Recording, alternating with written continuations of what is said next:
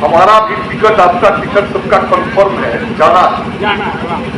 नमस्कार, आप देख रहे हैं न्यूज़ बिहार लाइव। मांझी 45 वर्षों के अपने कार्यकाल में कांग्रेस पार्टी ने देश में उद्योग धंधों का जाल बिछाया था। किसानों व मजदूरों को उचित सम्मान देकर देश को आर्थिक तौर पर समृद्ध सुदृढ़ किया एवं विकास मामले में विश्व को अन्य देशों की तुलना में एक नई संरचना खड़ी की। वहीं सक्रिय पुलिसिंग के तहत सारण पुलिस की बड़ी कार्रवाई। स्मैक अवैध हथियारों, लूटी गई नगद राशि 4,50,800 बरामद कर लूट की योजना बना रहे 7 अभियुक्तों को किया गया गिरफ्तार। मांझी प्रखंड अंतर्गत मुबारकपुर पंचायत के उप मुखिया कमलेश यादव को अपराधियों ने गोली मारी। चिंताजनक स्थिति में एक मां भर्ती पहुंची पुलिस। शराब माफियाओं ने दरोगा पर किया जानलेवा हमला, भागकर बचाई खुद की जान। कुर्की जब्ती के दौरान हंगामा। कटिहार में महिलाओं ने किया विरोध, पुलिस पर गलत व्यवहार करने का आरोप। मोतिहारी का नामी अपराधी हुआ गिरफ्तार, पुलिस ने 10,000 की रखी थी इनाम। गोपालगंज में देसी कट्टा व 400 ग्राम गांजा के साथ सिवान का युवक हुआ गिरफ्तार। वहीं गोपालगंज में ही एक विदेशी पिस्टल व एक स्कॉर्पियो के साथ एक अभियुक्त गिरफ्तार। वहीं गोपालगंज में ही जिला परिवहन पदाधिकारी बनकर वाहन से की जा रही थी अवैध वसूली। वहीं गोपालगंज में लगभग 1,282.5 लीटर विदेशी शराब के साथ यूपी के 2 शराब तस्कर गिरफ्तार। सिवान जिला के नौतन थाना की पुलिस ने वाहन जांच के दौरान शराब के साथ एक तस्कर को किया गिरफ्तार। पुलिस को चकमा देकर कर रहा था शराब की तस्करी। आखिरकार सिवान पुलिस ने रंगे हाथ किया गिरफ्तार। शराब के 7 बाइक जब्त। थाना से स्कूटी चोरी कर महिला सिपाही खुद करती थी सवारी। मुंशी और थानाध्यक्ष के साथ हुई सस्पेंड। ट्रक चालक से वसूली करते धराए फर्जी डीटीओ एमवीआई। महीनों में 4.50 लाख की थी कमाई। पुलिस ने चोरी की स्कॉर्पियो के साथ 3 को किया अरेस्ट। प्रधानमंत्री नरेंद्र मोदी गुजरात के 3 दिवसीय दौरे पर शनिवार की शाम जामनगर पहुंचे। यहां सेक्रेट हाउस में रात्रि विश्राम के बाद रविवार को उन्होंने रिलायंस फाउंडेशन के पशु बचाव और पुनर्वास केंद्र वंतावार का दौरा किया।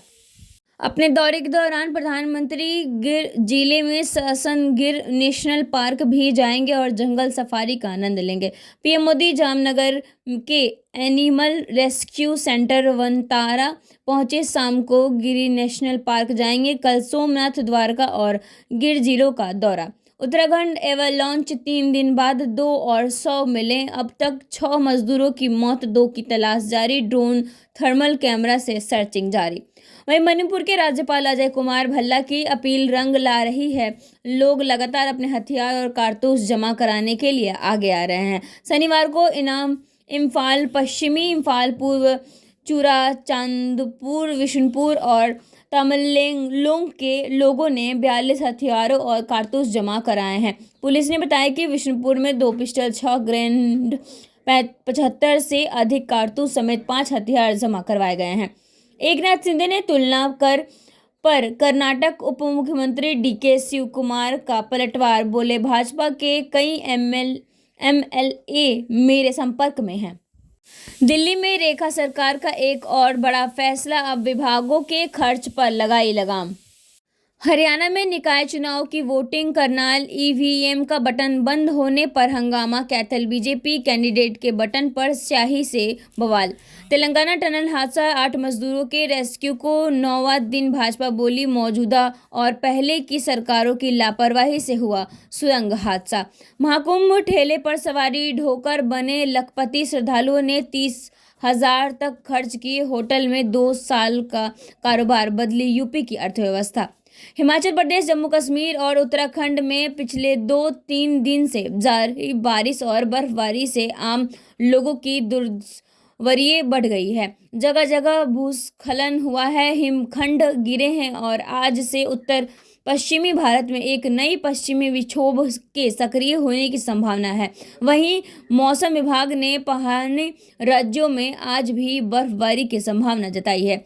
राजस्थान के कई जिलों में भारी बारिश, ओलावृष्टि भी हुई है। खेतों में बिछी सफेद चादर।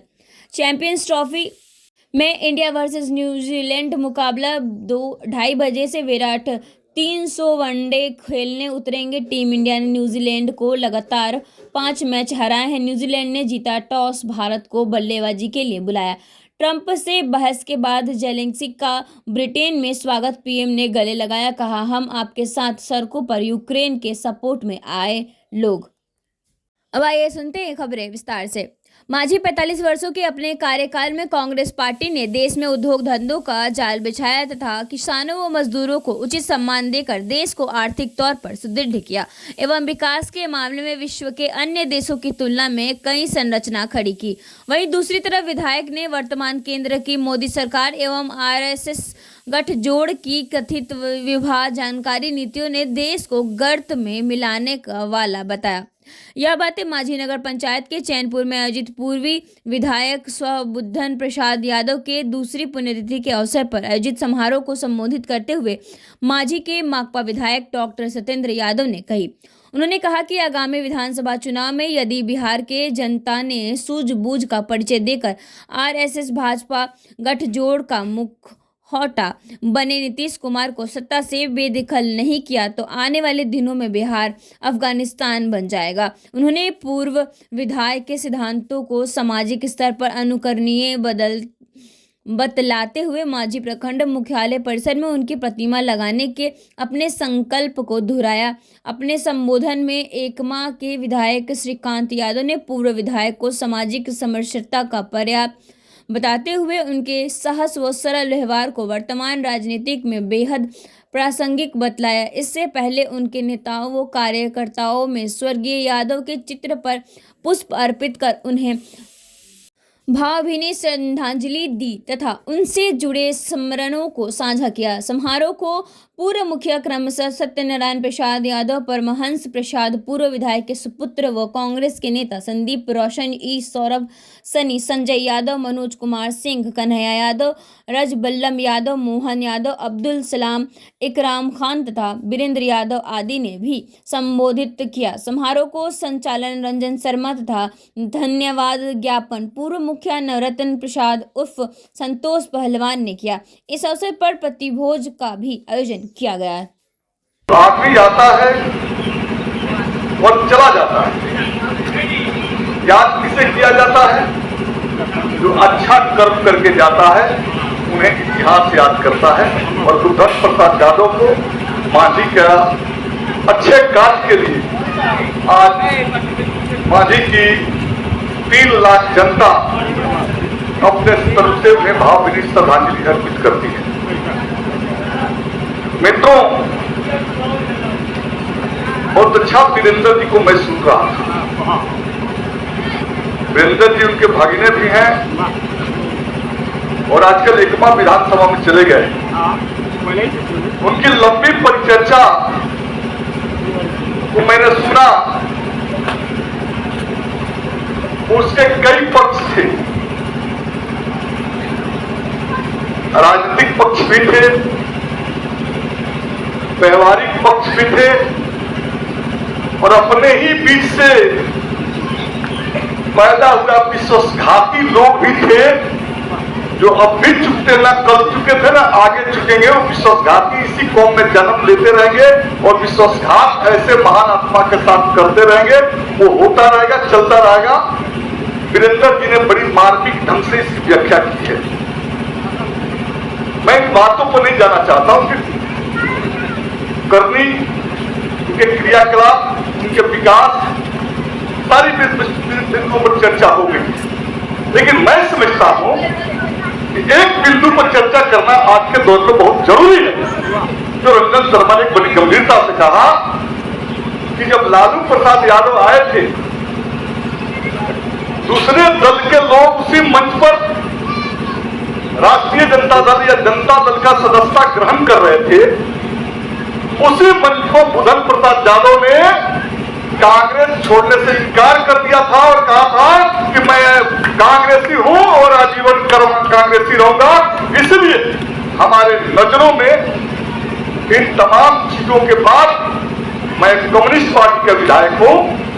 हमारी विचारधारा कुछ है, लेकिन बुद्धन प्रसाद यादव की भी अपनी विचारधारा गांधीयन विचारधारा थी। इसलिए मैं पुनः नमन करना चाहता हूं। मित्रों, बुद्धन प्रसाद यादव क्या थे क्या नहीं थे, इसकी पर चर्चा की जरूरत नहीं है। आज अगर बुद्धन प्रसाद यादव होते तो किस पाले में खड़ा होते।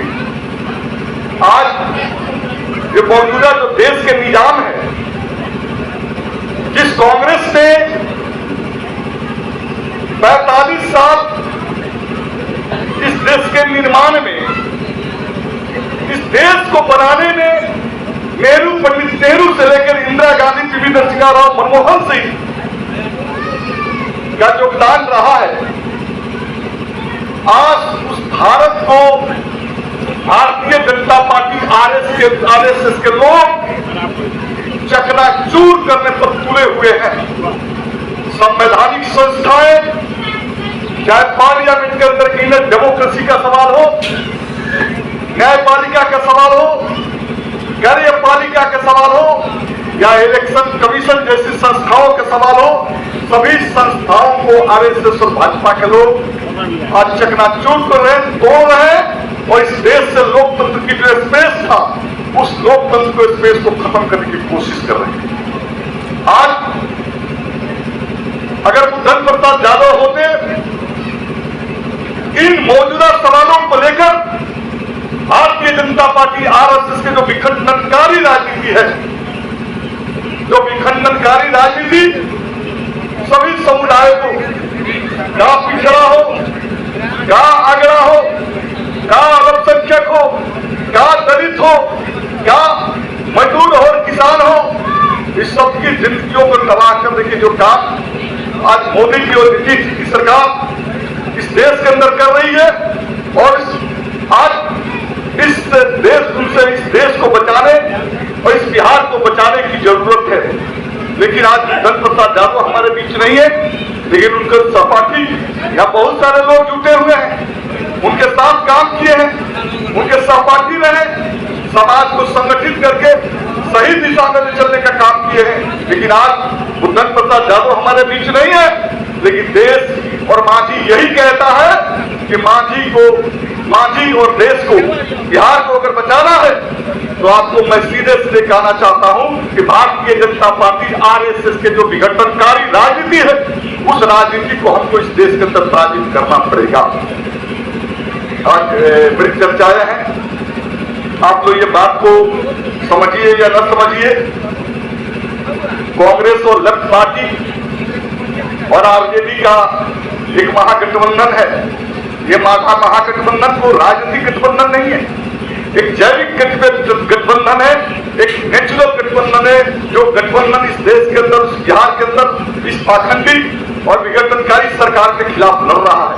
आप लोग ये बात को समझते हैं कि पिछले 4-5 दिन पहले मंत्रिमंडल के गठन हुआ, और किस तरह से भारतीय जनता पार्टी ने नीतीश को किराना लगाते हुए और उसी कैबिनेट में 6 मंत्री खासतौर से जातियों को टारगेट करके बना दिया।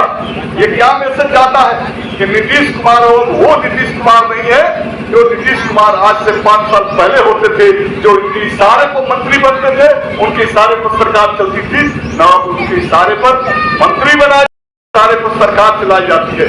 मंत्री बनाए जाते हैं मोदी के इशारे पर, सरकार चलाई जाती है मोदी के इशारे पर। नीतीश कुमार कठपुतली बनकर रह गए, उनका कोई फ्यूचर नहीं है। ऐसी स्थितियों में बिहार के अंदर जब नीतीश कुमार का खात्मा होगा, तो यही आरएसएस और बीजेपी के लोग इस बिहार के सत्ता पर जो है काबिज होंगे। और जब बिहार के सत्ता पर काबिज होंगे, तो बुद्धन प्रसाद यादव जैसे लोग जो पिछड़ों की बात करते थे, अकलियत की बात करते थे, दलित की बात करते थे, अगली जातियों के उग्रवादी लोग के पक्ष में खड़े होते थे, उस विचारधारा, उस लड़ाई का जो है खात्मा हो जाएगा। और इसलिए मैं कहना चाहता हूं कि ये बात को समझना पड़ेगा कि नीतीश का राजनीतिक पतन और भाजपा का उद्भव और विकास जो कहीं न कहीं जो है समाज के अंदर एक टकराव को जन्म देगा, और उस टकराव को रोकना है, उस टकराव से बिहार को बचाना है, तो हमको बुद्धन प्रसाद यादव के रास्ते पर जो कांग्रेसी और कम्युनिस्ट कल्चर की राजनीति है, समाजवादी कल्चर कल्चर की राजनीति है। ये तीनों धारा के लोग जो बिहार के अंदर इकट्ठे हैं, उस राजनीति को मजबूती से इस देश के अंदर, इस बिहार के अंदर खड़ा करना पड़ेगा, तभी जाकर बुलंद प्रसाद यादव की सच्ची श्रद्धांजलि होगी। लोग बात करते हैं